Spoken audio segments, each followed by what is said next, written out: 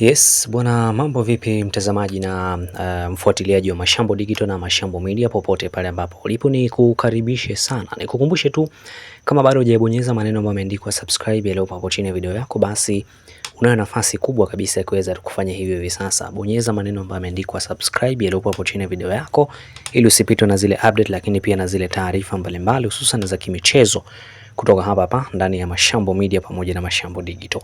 Sasa kubwa zaidi ambalo tunaliangalia leo hii bwana, tunaangalia kuhusiana na sakata ambalo amelifanya Djigui Diarra katika mchezo wa jana dhidi ya kikosi cha Mtibwa Sugar, mchezo ambao tunashuhudia Young Africans wakimaliza kwa sare ya bao 1-1.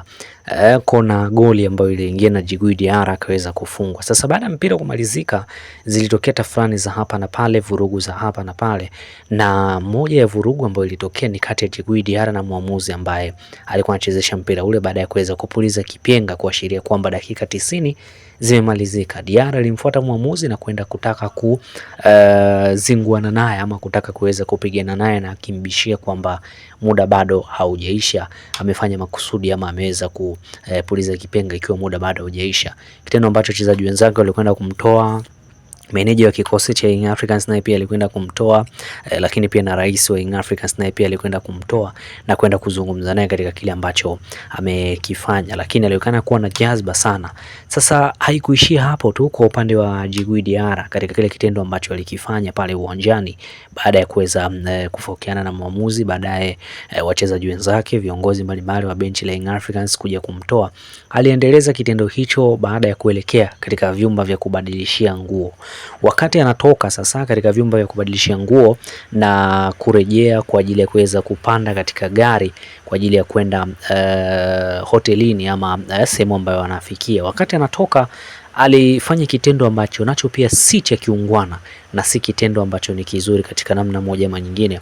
Alionyesha ishara ya dole la kati, na tunajua wengi maana ya ishara ya dole la kati ni kwamba mtu amedhamiria kukutukana katika namna moja ama nyingine, na hicho alikifanya mbele ya waandishi wa habari ambao walikuwa wakichukua baadhi ya matukio ama baadhi ya video wakati wachezaji wa Young Africans walipokuwa wakitoka. Sasa ishara ya dole la kati haijaeleweka kwamba ameonyoshea wale waandishi ama ameonyoshea bodi ya ligi kuu Tanzania bara ambayo ndio inasimamia waamuzi, ama amemnyoshea muamuzi, ndio kitu ambacho bado hakijajulikana katika namna moja ama nyingine, yeye anakijua mwenyewe. Lakini kabla ya kufanya kitendo hicho alionekana sana kuwa na jazba kwa muamuzi. Sasa huenda ikawa labda ana maana ya kwamba katika lile dole la kati ambalo amelinyosha, anamnyoshia muamuzi ambaye alichezesha mchezo, ama ananyoshia mamlaka husika ambayo inawasimamia wale waamuzi ambayo ni bodi ya ligi kuu Tanzania bara. Unaweza kutuambia hapo katika maoni yako hivi sasa, kile ambacho amekifanya Djigui Diarra kwako umekichukua vipi?